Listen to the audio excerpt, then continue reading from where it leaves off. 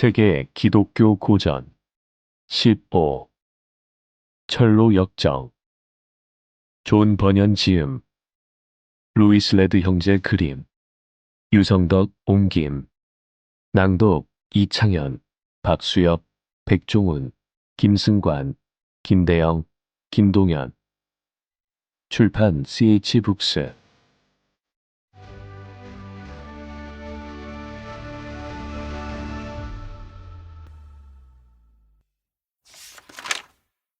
세계 기독교 고전 전집을 발행하면서 한국의 기독교가 전해진 지 벌써 100년이 넘었습니다.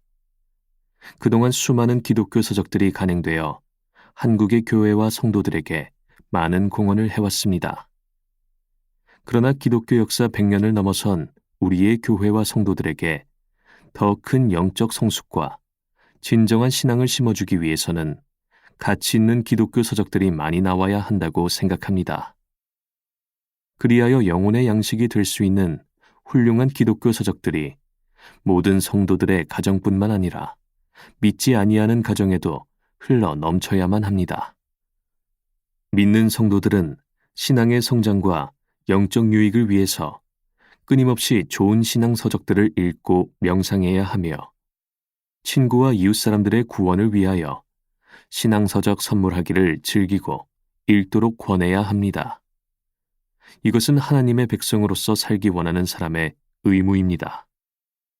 존 웨슬리는 성도들이 책을 읽지 않는다면 은총의 사업은 한 세대도 못 가서 사라져버릴 것이다. 책을 읽는 그리스도인만이 진리를 아는 그리스도인이다. 라고 말했습니다. 우리는 이제 한국에서 최초로 세계의 기독교 고전들을 총망라하여 한국의 교회와 성도들에게 소개하고자 합니다. 전 세계의 기독교 고전은 모든 기독교인들에게 영원한 보물이며 신앙의 성숙과 영혼의 구원을 위하여 이보다 더 귀한 것은 없을 것입니다. 이러한 취지로 어언 2000여 년의 세월이 지나는 동안 세계 각국에서 저술된 가장 뛰어난 신앙의 글과 영속적 가치가 있는 위대한 신앙의 글만을 모아서 세계 기독교 고전 전집으로 편찬하고자 합니다. 우리는 이 세계 기독교 고전 전집을 알차고 품위 있게 제작하여 오늘날 한국의 교회와 성도들에게 제공하고 후손들에게도 물려줄 기획을 하고 있습니다. 우리는 다시 한번 다니엘 웹스터가 한 말을 깊이 생각해 보아야 할 것입니다. 만약 신앙 서적들이 우리나라 대중들에게 광범위하게 유포되지 않고 사람들이 신앙적으로 되지 않는다면 우리나라가 어떤 나라가 될지 걱정스럽다. 만약 진리가 확산되지 않는다면 오류가 지배할 것이요. 하나님과 그의 말씀이 전파되고 인정받지 못한다면 마귀와 그의 괴계가 우세할 것이요. 복음의 서적들이 모든 집에 들어가지 못한다면 타락하고 음란한 서적들이 거기에 있을 것이요. 우리나라에서 복음의 능력이 나타나지 못한다면 혼란과 무질서와 부패와 어둠이 끝없이 지배할 것이다. 독자들의 성원과 지도 편달을 바람하지 않습니다. CH북스 발행인 박명곤.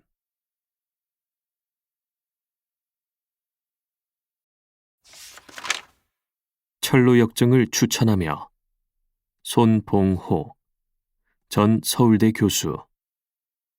기독교 신앙은 혼자서 묵상하고 기도하면서도 자라지만 그에 못지않게 하나님 말씀과 위대한 신앙의 선배들의 가르침과 행적을 듣고 읽음으로도 자란다.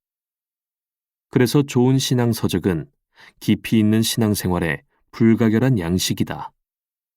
요즘 신앙 서적들이 많이 출판되어 감사하지만 모든 책들이 다 유익하고 가치 있는 것은 아니다.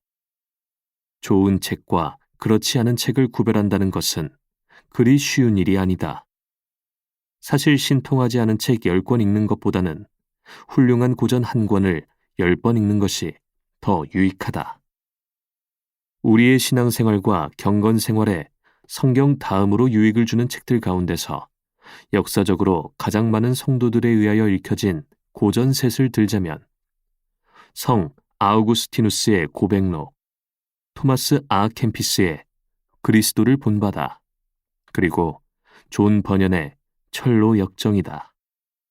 이 부류의 기독교 명작들 가운데서도 가장 늦게 쓰여졌으나 가장 많이 읽혀지는 책은 역시 철로 역정이다.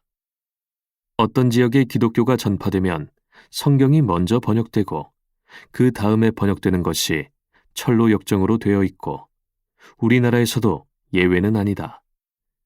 미국 선교사 게일 목사가 이미 1895년에 제1부, 또 1911년에 제2부, 이 책을 우리말로 번역했고 그 뒤에도 여러 종류의 번역본이 출판되었다. 철로 역정은 지극히 읽기 쉬운 평이한 문체로 쓰여졌으나 동시에 이 세상에서의 성도의 영적 투쟁을 비유의 방법으로 매우 재미있게 서술하고 있기 때문에 누구나 쉽게 읽을 수 있고 유익을 얻을 수 있다.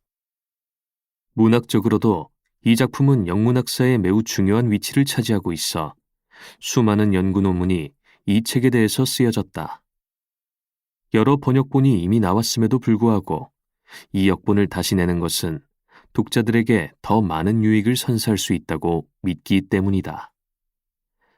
이 책은 철로 역정의 전공자이신 유성덕 교수께서 번역하셨으므로 안심하고 권할 수 있겠다. 또한 이 역본은 현대적인 언어를 사용하였고 필요한 용어에는 한문과 영어 원문을 넣어 이해를 쉽게 하였으며 필요한 성경 구절을 모두 찾아 넣었고 심지어는 저자의 원문에도 없던 소제목을 넣어 읽기가 지루하지 않을 뿐 아니라 내용을 조직적으로 이해하는 데도 도움이 되도록 하였다. 그 외에도 존 버년의 생애와 포레스트 교수 및 역자 유성덕 교수의 해설은 독자들에게 많은 도움을 줄 것으로 믿는다. 모쪼록 이 위대한 고전을 한국의 많은 그리스도인들이 읽어서 버년이 살던 시대에 못지않게 어지러운 오늘의 사회에서 영적인 투쟁을 전개하는 데 많은 용기와 지혜를 얻을 수 있기를 바라며 자신도 눈치채지 못하는 가운데 너무 세속화되어 버린 우리의 신앙이 올바른 모습으로 돌아갈 수 있기를 바라며 이 책을 권한다.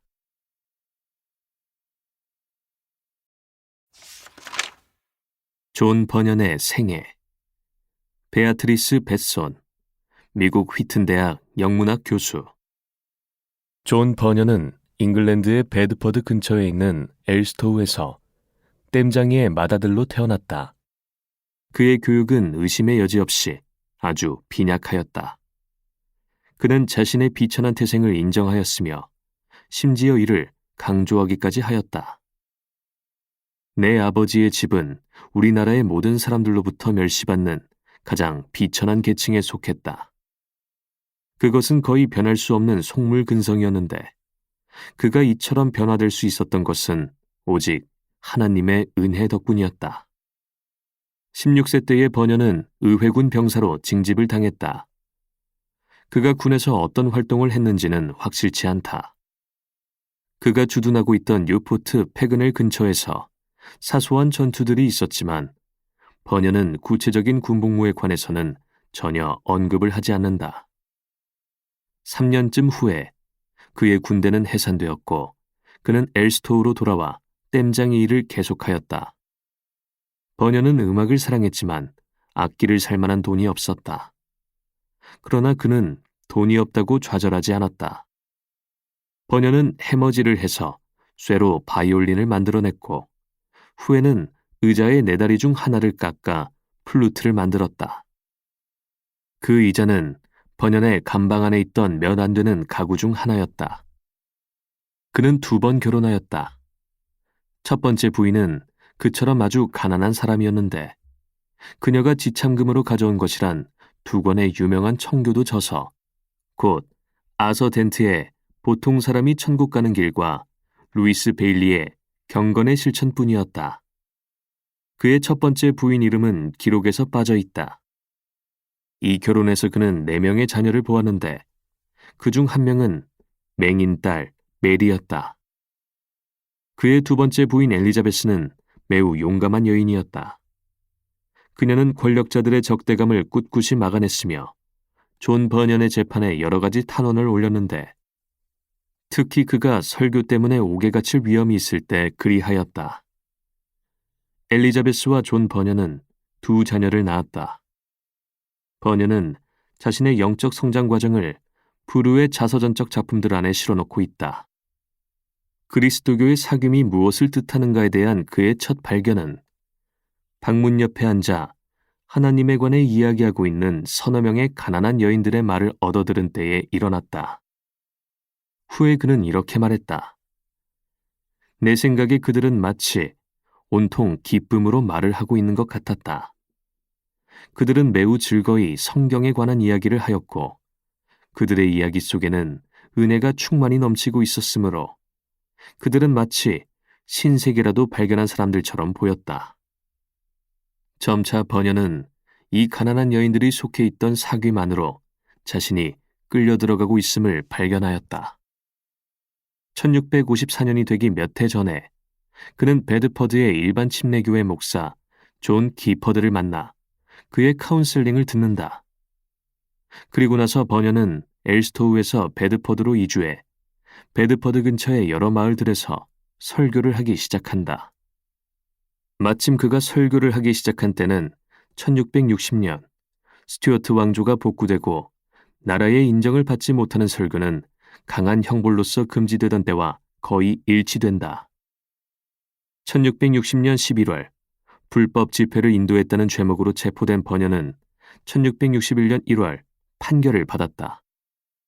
처음에는 3개월간 베드퍼드 감옥에 수감되는 판결을 받았지만 풀려난 후에 설교를 하지 말라는 당국자들의 명령을 끝내 거절했기 때문에 그의 형량은 1672년까지로 연장되었다.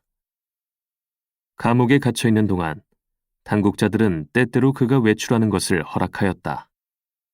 교회 기록들을 보면 그가 베드퍼드의 교회에 여러 모임에 참석했음을 알 수 있다. 감옥에 있을 동안 그는 가족들의 생계를 위해 구두끈을 만들었으며 죄수들에게 설교를 하고 여러 권의 책을 썼다. 감옥에 있을 때 쓴 버년의 첫 책은 유익한 명상이었으며 그 후에 그리스도인의 행실, 거룩한 성, 죄인의 괴수에게 넘치는 은혜를 펴냈다. 1667년부터 1672년까지 그는 대부분의 시간을 철로 역정을 쓰는데 바쳤던 것 같다. 1678년에 출판된 이 책은 여러 세대 동안 영어권의 독실한 신자들에게 성경 다음으로 사랑을 받는 작품이 되었다. 선교의 대물결이 일어났을 때 프로테스탄트들은 성경을 여러 방언으로 번역한 다음에 곧 철로 역정을 번역하였다. 1672년 1월 21일 베드퍼드 교회는 존 버년을 목사로 초빙하였다. 3월에 감옥에서 풀려났으며 그러나 1677년 감옥에서 다시 6개월을 보냈다. 5월 9일 그는 찰스 2세의 관용령에 의해 설교할 수 있다는 자격을 얻었다. 같은 해 베드퍼드 교회는 회중 모임 장소로 인가를 얻었다. 버년은 설교자요, 복음 전파자요, 목사로서의 열심과 근면과 헌신 때문에 버년 주교라는 별명까지 얻었다. 그는 자주 베드퍼드 근처의 작은 마을들에 가서 설교하고 런던에 있는 교회에도 가끔 갔지만 한사코 베드퍼드에서 이주하기를 거부하였다. 설교자요, 목사로서의 책임을 지고 있던 그는 몹시 바쁜 중에도 계속 글을 썼다. 철로역정 일부의 출간에 이어 악인 씨의 삶과 죽음, 거룩한 전쟁 등이 나왔는데 거룩한 전쟁은 철로역정만큼 인기를 얻지는 못했지만 더 복잡한 알레고리를 사용하고 있다. 60권이 넘는 그의 저작 중 마지막 작품은 1686년에 출간된 소년, 소녀들을 위한 책으로 알려지고 있다. 심한 비를 맞으면서 말을 타고 런던으로 간 버녀는 열병에 걸려 1688년 8월 31일 런던에 사는 친구 존 스트러드 윅의 집에서 숨을 거두었다. 그의 묘지는 런던 버닐필드에 있다.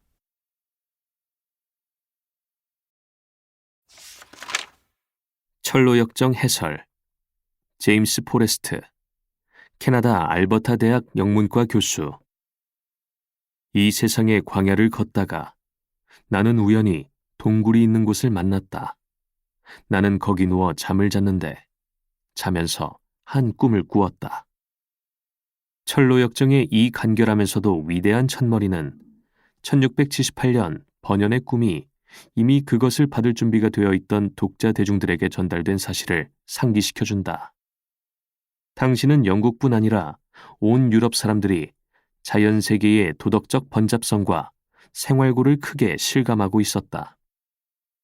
그들의 모든 길은 혼란했으며 그들의 절룩거리는 발걸음은 미로와 미궁과 광야를 헤매었다.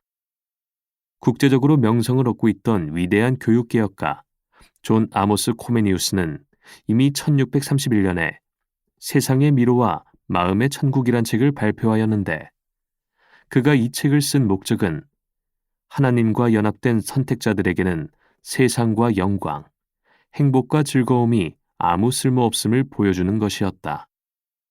그 외에도 17세기 초반에는 번연의 글을 연상시키는 제목의 영어 훈계서들이 널리 보급되고 있었다. 그러므로 철로 역정의 출판자인 너세니얼 폰더가 1680년에 나온 제4판 부록에서 즐거이 언급하고 있듯이 이 책이 그리도 빨리 사람들로부터 좋은 반응을 얻은 것은 별로 놀라운 일이 아니다. 많은 권고와 경계, 또 고통스럽고 번잡스러운 일상생활에서의 위로를 담고 있는 이 책은 유익하고도 납득할 만한 메시지를 전해준다. 더욱 특기할 만한 일은 베스트셀러로서의 성공이다. 번연의 첫 편집자인 찰스 도우가 언급한 바에 따르면 1692년에 이 책은 영국에서만 10만 부가량 배포되어 있었고 프랑스와 네덜란드, 뉴잉글랜드와 웨일스에서도 이미 팔리고 있었다. 도우는 이를 계기로 번연의 명성이 높아져 그의 다른 복음서적들도 유럽과 미국, 또 조만간 전 세계에 퍼지게 될 것이라고 보았다. 그 책은 계속해서 크나큰 인기를 얻었으므로 세뮤얼 존슨이나 조너선 스위프트 같은 18세기의 박식한 비평가들조차도 그 책에 대한 찬사를 아끼지 않았다. 그럼에도 불구하고 이성의 시대 사람들은 일반적으로 번연의 책에 기교가 없음을 발견하게 되었는데 바로 이렇게 세밀한 기교의 결여를 낭만주의자들은 하나의 독특한 미덕으로 여겼다. 번연을 무식한 베드퍼드의 땜장이라 한다면 그의 알레고리는 누구로부터도 가르침을 받지 않은 진정한 자연적 천재의 작품이라 아니할 수 없다. 어쨌든 그의 순례자는 지위 형편을 막론하고 모든 사람의 사업과 가슴에 지대한 영향력을 발휘하였다. 윌리엄 블레이크는 크리스천의 모험에 깊은 감명을 받아 피할 수 없이 훌륭한 29점의 수채화 사파를 남겼다. 반면 세뮤얼 테일러 콜리지는 그 알레고리를 가리켜 기적적 영감을 받지 않은 작가가 만들어낸 복음적 신학 대전이라고 말했다.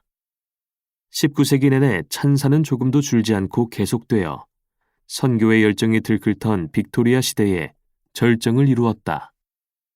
철로 역정에 대한 미국의 관심은 역사의 종말적 사건으로서 신대륙의 새 예루살렘을 건설될 것을 바라는 묵시적 견해가 편만하면서 처음으로 일기 시작했고 그러한 견해로 말미암아 계속 유지되어 갔다. 거칠고 적대적인 세상을 지나 산 위에 빛나는 도성으로 여행해가는 크리스천의 환상은 미국인들의 유토피아적 꿈과 천년 왕국에 대한 소망과 잘 일치되어 대부분의 미국인들이 매료되었던 것이다. 따라서 번연의 알레고리가 미국에 끼친 영향은 지대하였다. 그 사실은 두 가지로 살펴볼 수 있는데 첫째로는 19세기 동안 미국에서 철로 역정과 유사한 형식의 작품들이 놀랍도록 많이 만들어진 것을 들 수 있다. 그중 가장 유명한 것은 호손의 하늘철도이다. 두 번째로 번연의 알레고리는 호손이나 루이자 메이 올컷, 마크 트웨인, 커밍스 같은 개성이 다른 작가들에게 영감을 주었다. 20세기에 들어와 철로 역정은 변함없이 세계의 작품으로서 든든한 위치를 차지하고 있지만 일반적으로 종교심이 약화됨으로써 대서양 양편에서 이 책에 대한 대중들의 관심은 현저히 줄어들었다. 그러나 흥미롭게도 이에 반비례하여 학문적 수준에서의 이 작품에 대한 관심은 높아지고 있다. 왜냐하면 지난 25년 동안 번연의 작품이 여러 대학 내에서 연구되기 시작했기 때문이다. 큰 아이러니 중 하나는 철로 역정이 현재 스탠리 피쉬나 볼프강 이제르 같은 뛰어난 학자들에 의해 지극히 엄밀한 비평적 분석을 받고 있다는 점이다. 그들은 알레고리를 독자의 마음을 끄는 문학의 능력에 관해 많은 것을 배울 수 있는 정교한 예술의 한 대상으로 간주한다. 알레고리 작품들 속에서 박사학위 논문 자료를 얻으려고 생각하는 다른 많은 학생들도 그들과 유사한 평가를 내리고 있다. 오늘날 옥스퍼드 대학 출판부에서 편집, 출간되고 있는 엄밀히 수집된 알레고리 작품들은 그 지속성과 말하고자 하는 내용의 영구적 타당성을 훌륭하게 증거하고 있다. 이러한 서적 문화사의 변덕 가운데서 어떻게 번연의 꿈이 지속될 수 있었는지 생각해 보기로 하자. 주된 이유는 그 책이 담고 있는 메시지의 성격과 이를 전달하는 전형적 상징 때문이다. 사람의 삶을 여행으로 표현하는 상징법은 실제로 그리스도교 이전부터 있어 왔는데, 이러한 상징은 아주 초기부터 그리스도교 사상에서 가장 강력한 은유 중 하나가 되어 왔다. 특별히 여행이 여기에서처럼 전쟁이라는 유사한 상징과 결합되면 더욱 그러했다. 그 상징을 사용할 때에 번연은 실제로 당시 대중문화의 신세를 지고 있다.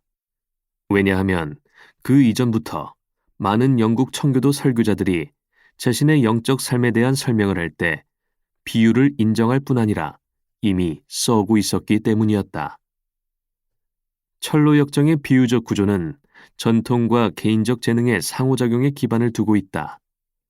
낭만과 모험이 어우러져 있는 그 책 안에는 구원을 눈에 보이는 한 도시에서 다른 도시로 나아가는 여정으로, 또 뚜렷한 시작과 중간과 끝이 있는 여정으로 보는 칼빈주의적 사고체계가 나타나 있다.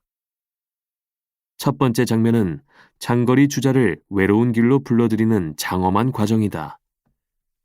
한 사람이 성경을 읽으면서 죄책감을 경험하는 모습이 회심의 첫 징후이다. 내가 어찌하여야 구원을 얻을 수 있을까라는 그의 격한 외침은 개인적 책임에 관한 또 한 가지 질문과 더불어 이야기의 문을 연다. 그리고 이후에 나오는 여러 일화들은 구원의 과정에서 하나님의 주도권과 개입을 나타내기 위해 공교히 배열되고 있다. 일반적으로 도중에 일어나는 여러 사건들, 예를 들면 크리스천과 소망이 절망거인에게 붙잡히는 사건과 순례자가 지나가는 장소들, 예를 들면 기쁨의 산은 구원 과정에서 경험하는 마음의 상태를 표현한다. 그러므로 이 책을 읽어나가는 것은 자만심의 신라 바위와 절망의 카리티스 바위 사이에 재빠르고도 거친 탕류를 헤쳐나가는 선택된 영혼의 모습을 보는 것과 같다. 신라 바위와 카리티스 바위는 이탈리아 해변에 있는 바위들로 그 둘 사이에 흐르는 급류는 거칠기로 유명하다. 또 책을 읽다 보면 크리스천의 세계가 불안하기 짝이 없는 세계임을 깨닫게 된다. 물론 왕에게 속한 모든 사람들이 이렇게 불안한 세계에 사는 것은 아니다. 그러나 크리스천이 넘어지는 것은 다시 일어서기 위함이요, 허덕이고 움츠리는 것은 더 잘 싸우기 위함이다. 이러한 관점에서 철로 역정은 주로 성화 교리를 회화적으로 표현한 것이라 할 수 있다. 그렇게 보면 왜 십자가라는 결정적 장면이 이야기의 3분의 1도 전개되기 전에 나오는지 이해할 수 있다. 나아가 이러한 생각은 크리스천이 그리스도의 의를 힘입어 죄의 짐을 벗고 빛나는 새 사람으로부터 선택의 표징을 받는 이 아름다운 광경이 왜 슬쩍 스케치하듯 간단하게 넘어가고 있는가에 대한 설명도 해준다. 성화에 대한 번연의 특별한 알레고리적 관심은 17세기 영국 청교도들이 발전시켜 전 유럽에 그 명성을 떨친 칼빈주의 성화교리의 예술적 표현에 불과하였다. 그러나 철로 역정 안에는 전적으로 성화 과정만 나타나 있는 것은 아니다. 구원 계획의 다른 모든 단계들이 전체적인 설계도 안에 나타나고 있다. 첫 장면 바로 다음에 세속 현자 씨에 관한 훌륭한 일화가 나오는데, 그는 진정한 부르심을 받기 이전에 형식적 또는 율법적 신앙생활을 하는 시기를 상징한다. 그 후 순례자는 힘써 십자가를 향해 나아가는데, 거기서 그의 의복이 변하고 이마에 표를 받고 두루마리를 얻음으로써 그는 온전히 의롭다 하심을 받는다. 이제 계약은 체결되었고 이후부터는 은혜 안에서 순례자가 성장해 나가는 일을 다룬다. 하지만 그의 성공과 실패 속에서 우리는 십자가로 모인 계약의 구속력을 느끼게 된다. 예를 들어 아볼루온과의 논쟁에서 계약적 근거가 중시되는 이유가 바로 그것인데, 이 논쟁은 주인과 종 사이의 관계를 집중적으로 파고든다. 순례자가 계속해서 그의 주인을 따르므로 그 결속은 성화된 크리스천이 새 예루살렘의 영광 속으로 들어갈 때 궁극적으로 인준을 받는다. 택함과 부르심, 칭의, 성화, 영화. 이것들이 번연히 선택받은 영혼들의 행로로 그려놓는 도식이다. 그러므로 크리스천은 구체적인 한 사람 한 사람을 대표하는 것이 아니라 각 사람의 법례를 나타내는 것이며, 그의 행로는 모든 사람에게 적용될 수 있다. 구원의 구조를 이보다 더 힘차고 명료하고 매혹적으로 밝히고 있는 책은 별로 없을 것이다. 도덕적으로 모호한 면을 전혀 갖고 있지 않은 이 알레고리는 칼빈 신학의 한 가지 특이한 아름다움을 두드러지게 드러내고 있는데, 번연에 의해 길로 표현된 이 도식은 1세기의 디다케에 필적할 만한 명확성을 갖고 있다.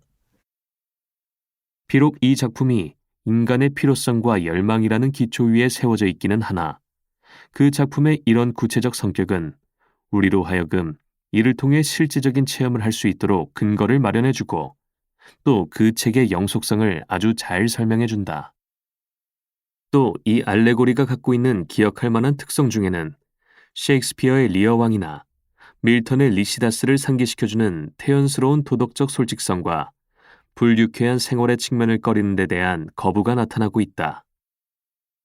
철로 역정은 예정론에 입각한 드라마이기 때문에 각 인물들은 저주를 받아 멸망되거나 하늘에 올라 거룩하게 된다.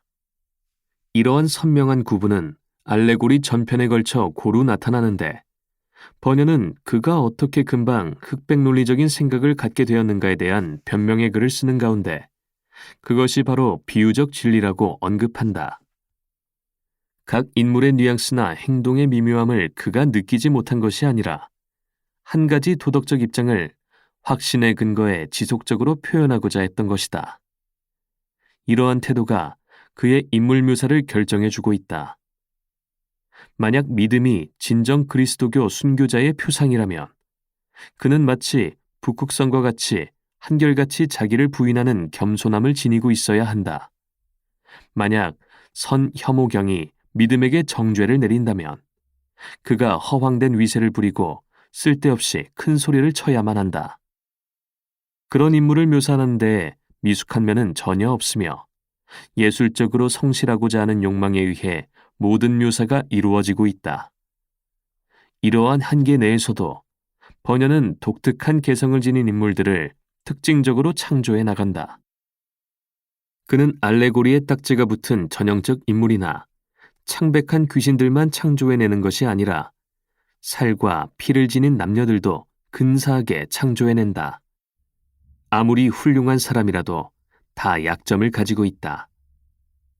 예컨대 크리스천은 때때로 우리가 즐기는 일에 너무 몰입하기도 하고 자기의 축복을 얻는 일에 너무 집착하기도 한다. 믿음과 소망도 때때로 오만함을 쉽게 떨쳐버리지 못한다. 무지에 대한 묘사는 책 전체에 나오는 악한들의 묘사 중 가장 풍부하다. 처음에 그는 매우 쾌활한 젊은 친구라는 구절로 간략하게 표현되는데, 이 구절은 그가 종교의 외면적인 면에만 관심을 두고 있는 자임을 암시해준다.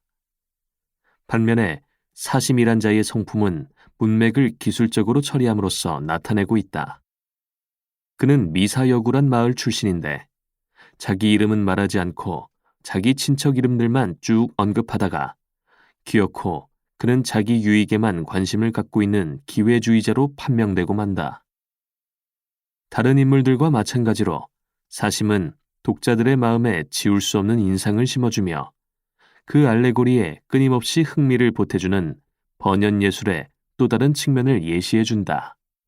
이렇게 구조와 주제, 인물 묘사 등이 개별적으로 탁월하다 손 치더라도 단순성과 직접성과 간결성과 활력이 한데 어우러져 있는 훌륭한 문체가 없었더라면 우리에게 많은 감동을 주지 못했을 것이다. 나름대로의 독특한 생각과 엉뚱한 행동을 잘하는 조지 버나드 쇼는 아볼루온의 뛰어난 웅변을 들어 문학의 왕관을 셰익스피어가 아닌 번연에게로 돌리기도 하였다. 분명 해석자의 설득력 있는 구변력은 대개 번연의 언어 구사력에서부터 오는데, 번연은 대화를 기록할 때 종종 소박한 구어체를 사용하고 있지만 풍부하고도 광범위한 성경 구절들과 성서적 상징들, 특히 요한계시록 속의 구절과 상징을 도입하여 자기가 원하는 대로 우리의 관심을 끌어감으로써 우리를 사건에 몰입시키고 아볼론과의 싸움 후에 휴식을 갖고 사망의 음침한 골짜기를 두렵고 떨리는 마음으로 나아가며 기쁨의 산에서 쉬는 체험을 실감나게 하게 된다. 이러한 특성들 덕분에 번연의 꿈은 시대와 환경의 도전을 받으면서도 굳건히 견뎌올 수 있었던 것이다. 그러면 미래에는 어떠할까?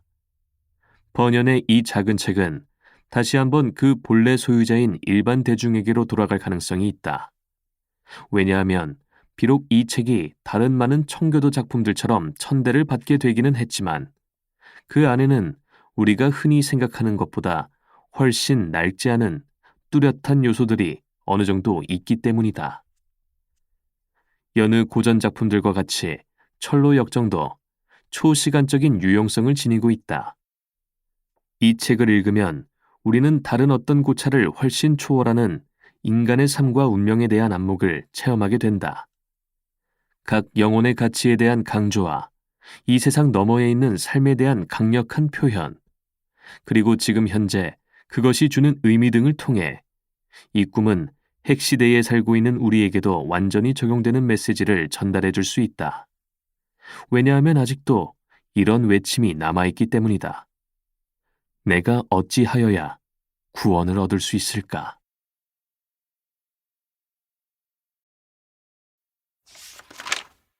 저자의 변명. 이 작품을 쓰려고 처음 펜을 들었을 때 이처럼 보잘것없는 작품을 쓰게 되리라고는 생각지 않았습니다. 실은 이와는 다른 작품을 착수 중이었고 그것을 거의 완성해갈 무렵 저도 모르게 이 작품을 시작하게 되었습니다. 그러다 보니 오늘날과 같은 복음의 시대에 성도들의 행적과 발자취를 묘사해 보려던 제가 갑자기 그들의 여정과 영광으로 이르는 행로에 대한 비유 문학을 쓰게 되었습니다. 제가 이 작품을 위해 정한 20가지가 넘는 사건들이 있었는데 작품을 거의 다 마쳤을 때 제 머릿속에는 또다시 20가지도 넘는 사건들이 몰려오기 시작하여 마치 타오르는 석탄의 불꽃처럼 머릿속을 날아다녔습니다. 이처럼 마구 떠오르는 생각들을 그냥 내버려 둔다면 그것들은 걷잡을 수 없이 늘어나서 제가 이미 써놓은 작품마저 망쳐버릴지 모른다고 생각했습니다. 그래서 온갖 생각들을 떨쳐버리고 이 작품을 완성했습니다. 그러나 펜 가는 대로 써내려간 이 작품을 온 세상 사람들에게 보여줘야겠다고는 생각지 않았습니다. 저는 단지 제가 잘 모르는 성도들의 행적을 알아보고자 했을 뿐이며 이웃 사람들을 즐겁게 해준다거나 제 자신을 만족시키기 위하여 쓴 것이 아닙니다. 더구나 공백 기간의 무료함을 달래기 위하여 이 작품을 쓴 것도 아니고 저를 혼란시키는 좋지 못한 생각들로부터 제 자신을 전환시키고자 쓴 것도 아닙니다. 다만 즐거운 마음으로 펜을 들어 종이에 써 내려가기 시작하자 제 생각은 곧장 명백해지기 시작했습니다. 어떤 방법으로 목적지에 다다를 것인지 생각이 떠올랐으므로 그 방법대로 제 생각과 구상을 끌어내어 써내려가자 마침내 지금 여러분이 보시는 것과 같은 길이와 넓이와 부피를 가진 책이 완성된 것입니다. 이처럼 제 구상을 한데 엮어 작품을 끝마친 뒤에 저는 그것을 다른 사람들에게 보여주었습니다. 그들이 제 작품을 비난할는지 칭찬할는지 알아보기 위해서였습니다. 그러자 어떤 사람들은 제 작품을 살리라고 했고 어떤 사람들은 없애버리라고 했습니다. 어떤 사람들은 존, 이 작품을 출판해보게 라고 말하고 어떤 사람들은 그러지 말라고 하는가 하면 어떤 사람들은 그 책은 유익할 것이라고 했고 어떤 사람들은 그렇지 않을 것이라고 했습니다. 마침내 곤경에 빠진 저는 어떻게 하는 것이 가장 좋을는지 알 수 없게 되었지요. 한참 생각한 끝에 저는 사람들의 의견이 이처럼 달라지고 있으므로 일단 출판을 해서 모든 것을 독자들이 결정하도록 해야겠다고 마음먹었습니다. 어떤 사람들은 출판을 해보라고 하는데 어떤 사람들은 다른 의견을 말하고 있으니 이들 중에 누가 가장 옳은 충고를 해주었는지 알아보기 위해 이 책을 시험대에 올려보는 것이 적절하리라고 생각했기 때문이었습니다. 만일 출판하지 말라고 하는 사람들을 만족시키기 위해 출판을 하지 않는 경우 출판을 원하는 사람들이 얻을 수 있는 커다란 기쁨을 거부하고 방해하는 결과가 되어버릴지 모른다는 생각도 들었습니다. 출판을 원치 않는 분들에게 저는 이렇게 말씀드렸습니다. 여러분들을 불쾌하게 해드리고 싶진 않지만 여러분의 이웃이나 형제들이 출판을 반가워하고 있으니 판단을 보류하고 좀 더 지켜봐 주십시오. 여러분께서 제 작품을 읽고 싶지 않거든 그냥 두셔도 좋습니다. 살코기만을 좋아하는 사람들이 있는가 하면 고기보다는 갈비 뜯기를 좋아하는 사람들도 있으니까요. 이처럼 저는 그들의 기분을 달래고 설득하고자 노력했지요. 이런 문체로 글을 써서는 안 되는 것일까요? 이런 문체로 쓰되 저의 작품 의도를 놓치지 아니하고 독자들에게 이익이 되도록 쓸 수는 없을까요? 도대체 불가능할 이유가 무엇이겠습니까? 맑은 구름이 아무것도 주지 못할 때 어두운 구름이 비를 뿌려주지요. 맑은 구름이든 어두운 구름이든 그들이 땅 위에 은방울 같은 비를 뿌려줄 때 땅은 곡식을 생산하여 그 두 가지 구름을 다 찬양하고 어느 한쪽에게도 불평을 말하지 않습니다.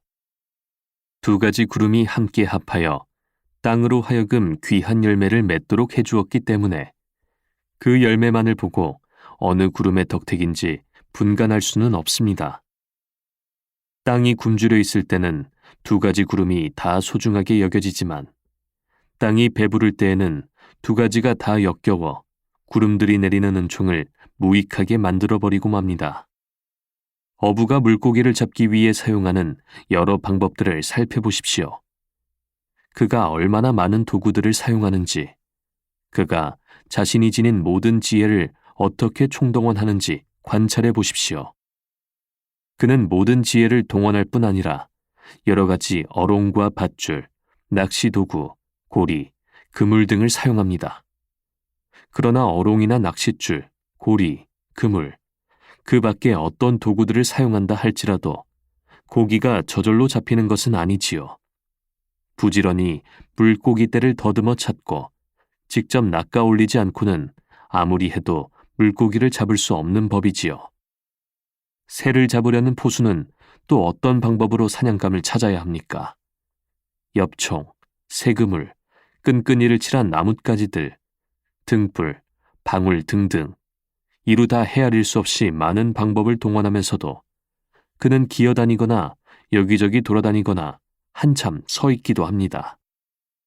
새 한 마리를 잡기 위해 그가 취하는 온갖 자세를 누가 다 설명할 수 있겠습니까? 그러나 이러한 숱한 노력에도 불구하고 그가 꼭 원하는 새들을 자기 소유로 만들 수 있는 것은 아닙니다. 새를 잡기 위해서는 피리를 불거나 휘파람을 불어야 하는데 그렇게 하면 새를 놓쳐버리고 말지요. 진주 한 알이 두꺼비 머릿속에 들어있을 수도 있고 굴 껍질 속에서 발견될 수도 있습니다. 확실한 보장은 없지만 금보다 더 좋은 것이 묻혀 있을지도 모른다는 어렴풋한 생각만 가지고 그걸 찾아내려고 여기저기 돌아다니는 사람을 누가 함부로 업신여길 수 있겠습니까? 제가 쓴 이 보잘것없는 책은 비록 누구나가 즐겨 읽을 수 있는 온갖 미사여구와 흥미있는 묘사가 결여되어 있지만 화려한 문장으로 가득 차 있으면서도 내용이 공허한 책들과 비교해 볼 때 그런 책을 능가할 만한 좋은 내용들이 없는 것은 아닙니다. 글쎄, 하지만 철저하게 검토해보기 전에는 당신의 책이 표현하고 있는 내용에 대해 충분히 만족을 느낄 수가 없소. 왜? 도대체 무엇이 문제입니까? 당신의 책은 불명확하여 무슨 내용인지 잘 모르겠소. 비록 그렇다고 한들 무슨 상관입니까? 하지만 억지로 꾸민 가공적인 내용이란 말이요. 이 문제에 대해 제가 어떻게 생각하느냐고요? 어떤 사람들은 저처럼 불명확하고 가공적인 어휘를 사용하여 글을 써내려가지만 얼마든지 진리가 광채를 발하여 그 빛이 찬란히 빛날 수 있도록 작품을 만듭니다. 그렇지만 그런 작가들은 명확하고 충실한 내용을 결여하고 있어 라고 몇몇 독자들은 생각하는 대로 말합니다. 그러한 내용은 이해력이 약한 사람들을 낙담시키고 수많은 비유는 우리들마저 맹인으로 만들어버립니다. 물론 명확하고 뚜렷한 문체로 글을 쓰는 것이 사람들에게 신성한 내용을 전달해 주려는 작가에게 어울리는 것은 사실입니다. 그러나 제가 많은 비유를 사용해서 글을 썼다고 해서 제 글이 뜻을 명확히 전달하지 못한다고 비판할 수 있을까요? 옛날에 쓰여진 하나님의 율법이나 복음서 등이 독특한 상징, 암시, 비유 등에 의해 이루어진 것이 아닙니까? 그 가장 위대하고 훌륭한 가르침에 대해서도 무조건 공격하려 드는 사람이라면 어쩔 수 없지만 대부분의 진지하고 침착한 사람들은 그 위대한 성경에 대해서 함부로 헐뜯으려 하지는 않을 것입니다. 오히려 진지한 사람이라면 성경에 기록되어 있는 바늘과 둥근 고리, 송아지와 양, 암소와 순양, 새와 풀, 어린 양의 피 등등의 어휘가 어떤 의미를 내포하고 있는지 알아내기 위해 겸손하게 열심히 노력할 것입니다.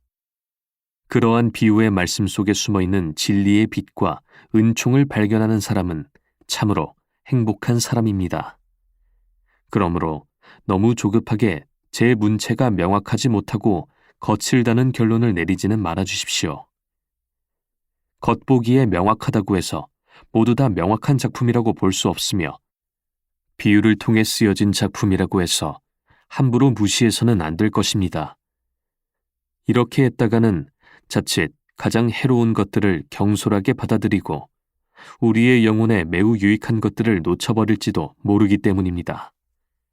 비록 제 글이 애매하고 불명확하게 보일지라도 캐비닛 속에 금이 들어있듯이 제 글 속에는 진리가 내포되어 있습니다. 선지자들은 진리를 전파하고 가르치기 위해 비유를 많이 사용했습니다.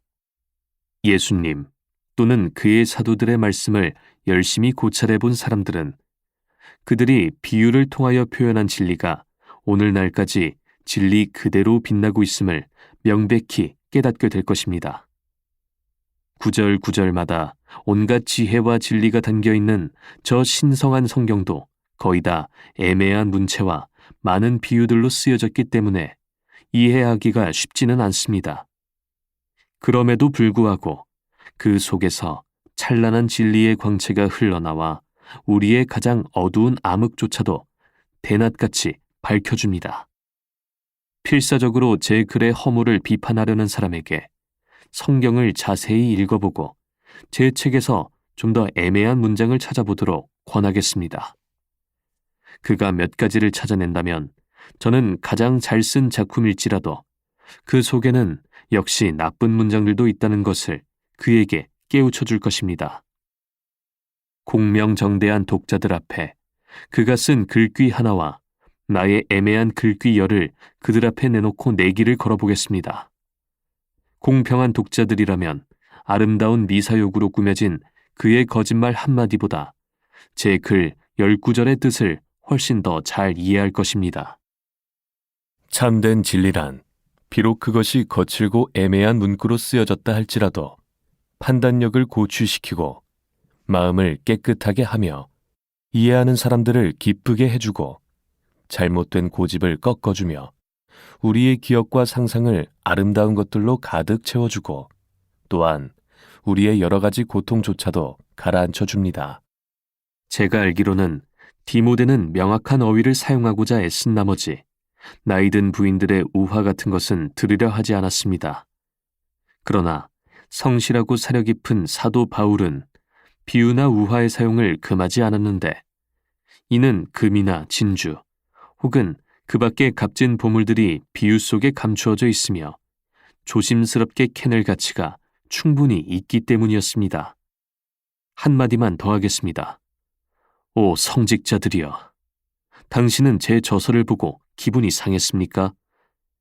당신은 제가 비유체가 아닌 다른 문체로 글을 쓰기를 바라십니까?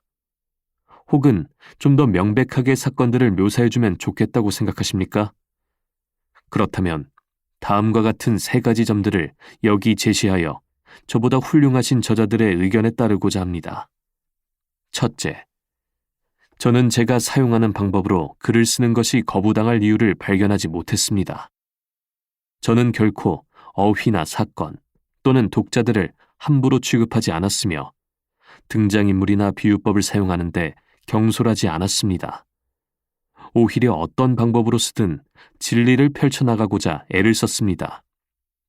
제가 거부당했다고 했나요? 아닙니다. 저는 다만 이러한 방식으로 제 생각을 표현하고 사건들을 묘사하여 가장 훌륭하신 당신들 앞에 제시하고자 했을 뿐입니다. 이러한 예는 얼마든지 있습니다.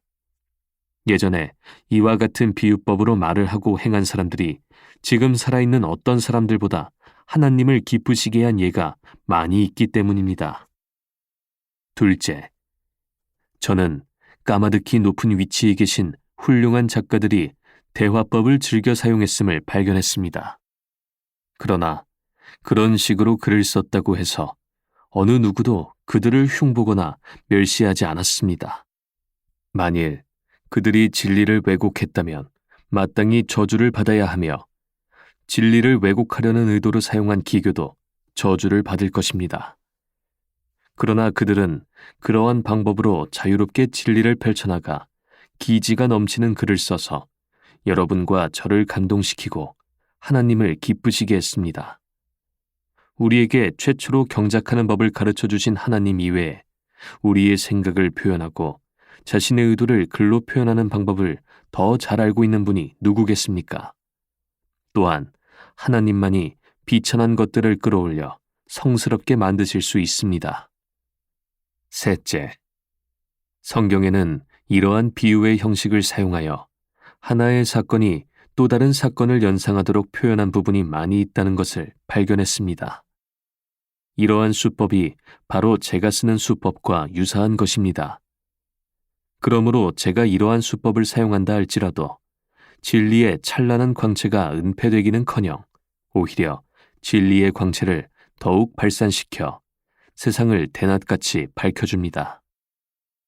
이제 펜을 놓기 전에 이 저서의 장점을 밝히고자 합니다.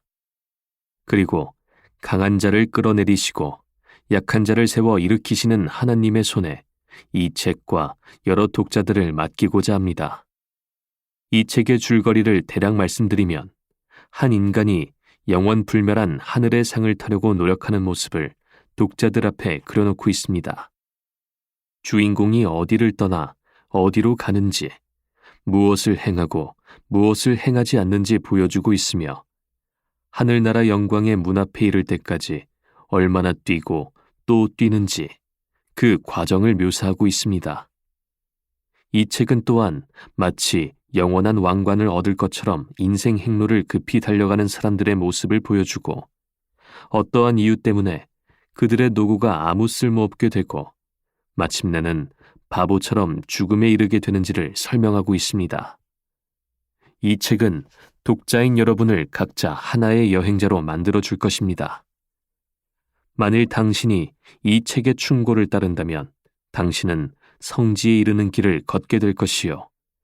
이 책이 지시하는 것들을 이해하는 여행자라면 굼뜨고 게으른 자가 활발하게 될 것이며, 비록 맹인일지라도 모든 아름답고 즐거운 것들을 볼 수 있게 될 것입니다.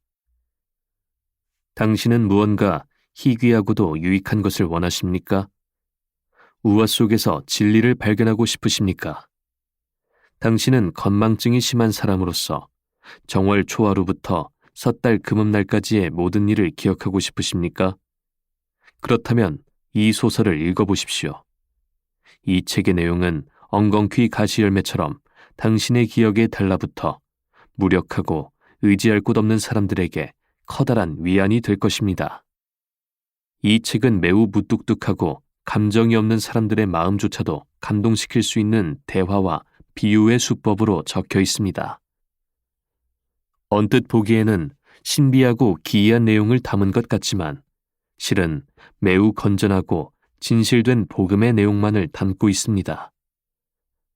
당신은 우울증으로부터 벗어나서 기분을 전환하고 싶으십니까?